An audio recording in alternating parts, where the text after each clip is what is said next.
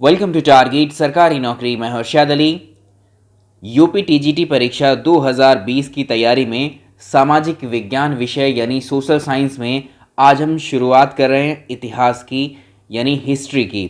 बहुत ही बेसिक से स्टार्ट करेंगे और इंटरेस्टिंग बना करके इस सब्जेक्ट का अध्ययन हम बहुत आसानी से कर लेंगे। जितने भी प्रश्न आपके इतिहास के तीनों हिस्सों में जो प्राचीन भारत, मध्यकालीन भारत और आधुनिक भारत से पूछे जाते हैं, इनको बहुत आप आसानी से कर पाएंगे। तो चलिए शुरुआत करते हैं। वीडियो को आपसे रिक्वेस्ट है लाइक कीजिए। सबसे पहला ही सवाल हमारे दिमाग में आता है, हिस्ट्री यानी इतिहास है क्या?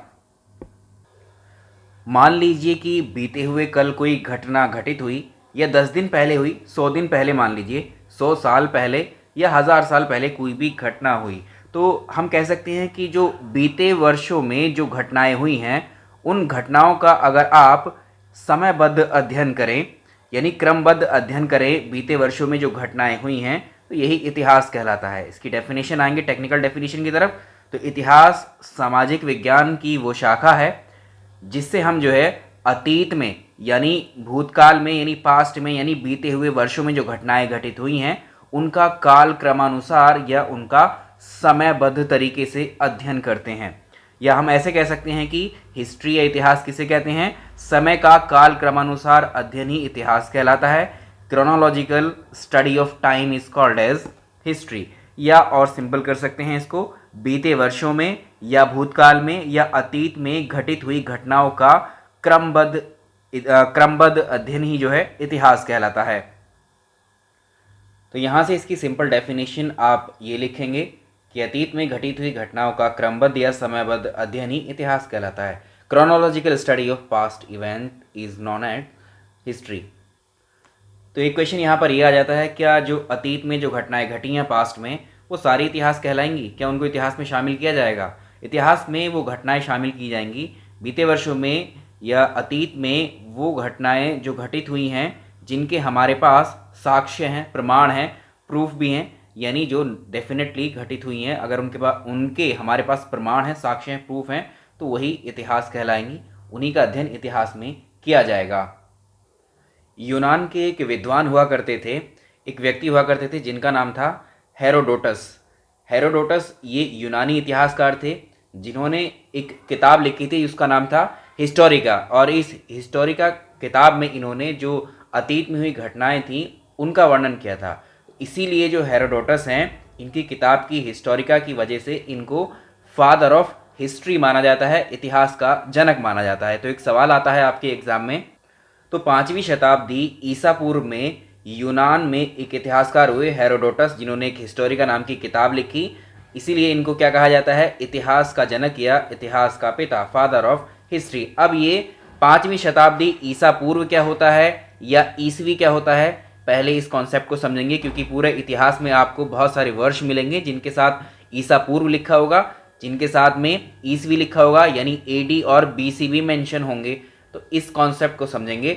देखिए, बहुत बेसिक से स्टार्ट कर रहे हैं, तो बहुत पेशेंस के साथ आपको समझना है। यहाँ एक एक चीज़, एक एक डाउट जो आपका इतिहास से संबंधित रहा होगा वो सब क्लियर होता चले जाएगा। चलिए शुरुआत करते हैं फिर अपने कॉन्सेप्ट ऑफ एडी बीसी की। तो इसमें हम समझेंगे कॉन्सेप्ट ऑफ एडी, जिसे आप ईसवी बोलते हैं, बीसी को आप ईसा पूर्व बोलते हैं। आपने कई सारे वर्षों के साथ जब आप इतिहास की घटनाओं को पढ़ते होंगे, इतिहास की किताबें आपने पढ़ी होंगी, तो उसमें कुछ घटनाओं के सामने, वर्षों के सामने 1500 बीसी, 2350 ईसा पूर्व, 101 एडी या 78 ईसवी, इन सब का मीनिंग क्या होता है? सबसे पहले एक लाइन हमने ड्रॉ कर ली, इस लाइन पर हमने 1 मार्क कर लिया। अब राइट साइड चलेंगे और लेफ्ट साइड चलेंगे। इसमें सबसे पहले हमने इस लाइन पर 1 मार्क कर लिया, 1 को दर्शा दिया। तो ये जो 1 या पहला वर्ष है, ये पहला वर्ष वो वर्ष है जिस वर्ष ईसा मसीह का जन्म हुआ था, बर्थ ऑफ जीसस क्राइस्ट, यानी इस वर्ष को हमने रेफरेंस ले लिया। और ईसा मसीह के जन्म के बाद के जितने भी वर्ष आएंगे उन सब के साथ में, ईसा मसीह के जन्म के बाद जितने भी वर्ष यहाँ पर आपको आएंगे उन सब के साथ लगा होता है, आपने देखा होगा, एडी। यानी आप कह सकते हैं सेकंड एडी, ऐसे बोल सकते हैं आप 750 एडी। और अभी वर्तमान में 2020वां जो वर्ष चल रहा है, ये भी क्या है?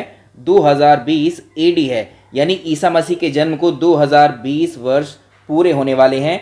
और ईसा मसीह के जन्म वर्ष को हम जो है इनके वर्ष के बाद, ईसा मसीह के जन्म के बाद के जितने भी वर्ष हैं उनके साथ हम एडी लगाते हैं। एडी का मतलब होता है एनो डोमिनी, यानी in the year of Christ.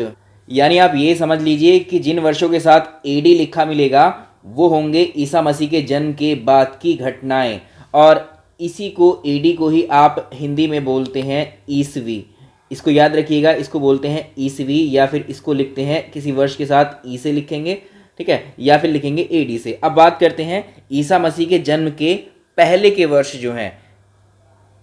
अगर आपको किसी वर्ष के साथ में बीसी लिखा हुआ नज़र आता है या फिर ईसा पूर्व लिखा हुआ नज़र आता है, तब आप समझ जाइएगा कि वो घटना जो है ईसा मसीह के जन्म के पहले की है। तो यहाँ तक हमने डिस्कस कर लिया। अब ये ईसा मसीह के मान लीजिए 1 साल पहले, 2 साल पहले, 3 साल, 5 साल, 100 साल, 500 साल, 1500 साल, इन सभी वर्षों के साथ हम लगाएंगे बीसी। बीसी का मतलब होता है बिफोर क्राइस्ट, यानी ईसा मसीह के जन्म से पूर्व की घटना है। अगर किसी वर्ष के साथ में बीसी लिखा हुआ मिलेगा, बीसी लिखा हुआ नहीं मिलेगा तो आपको ई पू लिखा हुआ मिलेगा, यानी ईसा पूर्व या बीसी एक ही बात होती है।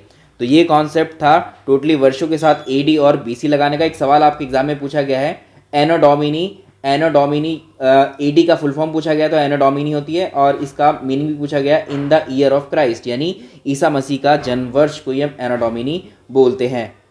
तो आज का वर्ष जो है 2020 है, 2020 चल रहा है आज जो वर्ष चल रहा है, तो ये अंडरस्टूड है, इसलिए हम जो है इनके साथ एडी नहीं लगाते हैं। हमें पता है कि ईसा मसीह के जन्म के बाद का 220वां वर्ष ये चल रहा है, इसलिए हम इनके साथ एडी नहीं लगाते हैं, ये हमें खुद अंडरस्टूड है। लेकिन जो ईसा मसीह के जन्म की पहली घटना है उनको हम बीसी लगा करके ज़रूर शो करते हैं, क्योंकि वो हमें पता होनी चाहिए बीसी में यानी ईसा पूर्व के पहले की घटनाएं हैं।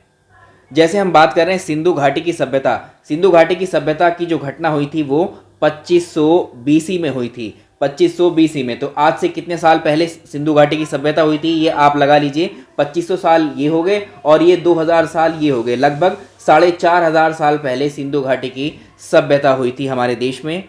बात करें वैदिक सभ्यता की तो 1500 बीसी में वैदिक सभ्यता हुई थी, वेदों की रचना हुई थी, यानी आज से 3500 साल पहले की घटनाएं हैं।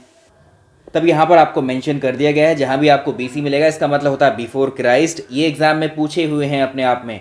बिफोर क्राइस्ट का मतलब ईसा पूर्व, यानी ईसा मसीह के जन्म से पहले, या इसी को आप लिखते हैं ईपू के नाम से। तो आपको कहीं बीसीई भी अगर किसी वर्ष के साथ बीसीई मिलेगा तो आप समझ जाइएगा कि वो बीसी की बात कर रहा है। इसका मतलब होता है बिफोर कॉमन एरा, और ये भी इसी के लिए ही यूज़ किया जाता है।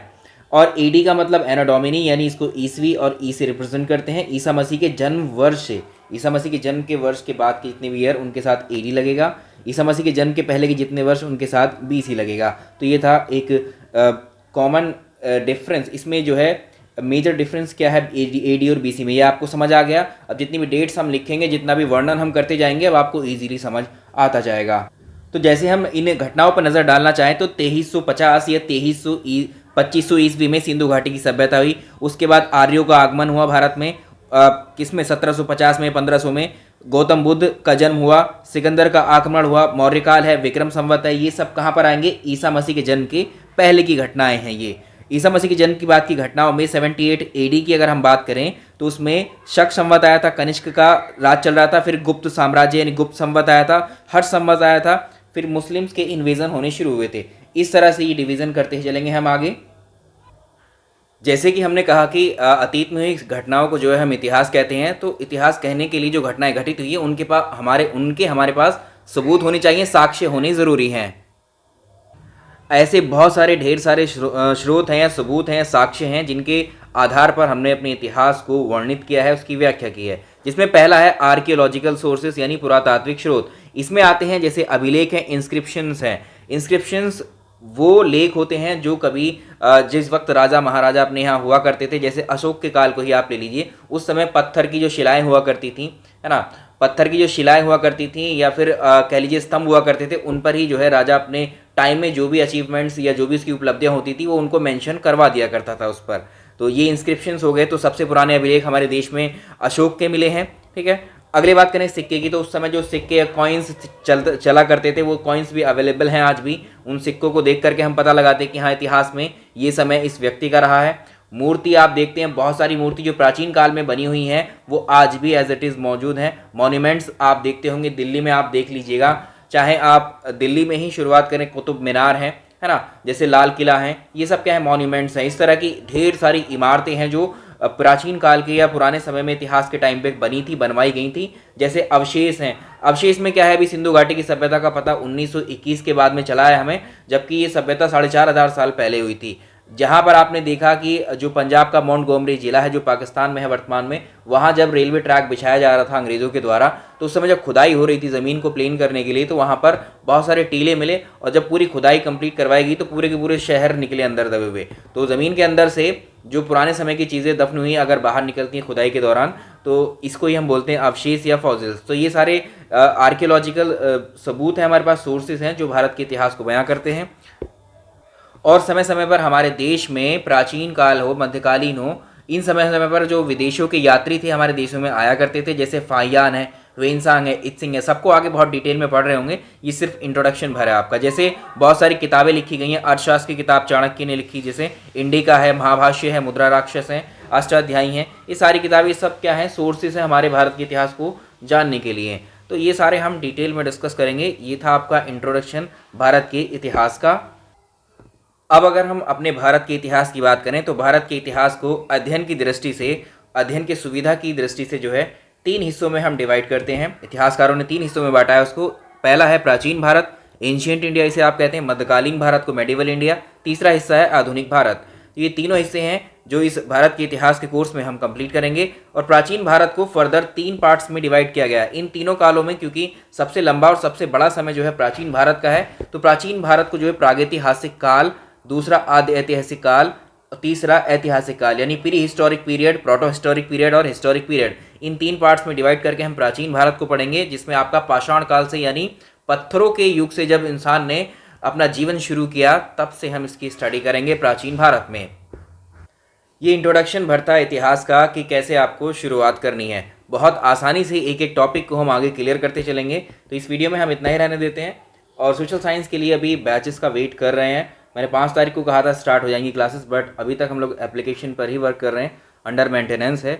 जैसे ही वो 1 से 2 दिन का वक्त उसमें लगेगा, वह जैसे ही उसको लॉन्च करेंगे आपको पहले सूचना दी जाएगी। तो आप प्लीज़ वेट करिए। और तब तक जो है आप यूट्यूब पर ही क्लास लीजिए, तब तक यहीं पर आपको पढ़ाया जाएगा, अगले वीडियोस भी आते रहेंगे। पॉलिटिकल साइंस का भी हम डेमो वीडियो जो है आगे कंटिन्यू करेंगे। यही वीडियोस आपको वहीं से कंटिन्यू हो जाएगी हमारे सिलेबस के अकॉर्डिंग। तो बिल्कुल बेसिक से लेके चल रहे हैं हम यहाँ से। ऐसा नहीं कि कोई भी टॉपिक रैंडमली उठा करके आपको पढ़ा दिया हो हमने, चाहे ज्योग्राफी हो, चाहे पॉलिटी हो, चाहे इसमें हो, ठीक है। बिल्कुल शुरू से ही लेके चलेंगे। आप लोगों को अगर पसंद आते हैं तो आप जो है अपने अकॉर्डिंग रजिस्ट्रेशन करवा लीजिएगा, नहीं पसंद आते हो तो वो आपकी मर्ज़ी रहेगी, आपके ऊपर रहेगा सारी चीज़ें। चलिए, वीडियो पसंद आया तो इसको लाइक और शेयर ज़रूर कर दीजिएगा। और जिस तरह से हम पढ़ा रहे हैं अभी यहाँ, ये तरीका आपको कैसा लगता है, क्योंकि हम एक एक चीज़ को, एक एक पॉइंट को बहुत ही आसानी से, बहुत आसान भाषा में आपको समझा देंगे, जो आपको आगे बहुत हेल्प करेगा। इतिहास से अगर आपको डर लगता था अभी तक, या समझ नहीं आता था, या बोरिंग लगता था, वो सब चीज़ें यहाँ ख़त्म हो जाएंगी। एक बार 3 से 4 क्लासेस आप कर लीजिए, सारा कोर्स पूरा ऐसे का ऐसे चलेगा, बिल्कुल स्मूथ, बहुत अच्छे तरीके से हम लेके चलेंगे। चलिए, इस वीडियो में इतना ही। Thank you so much.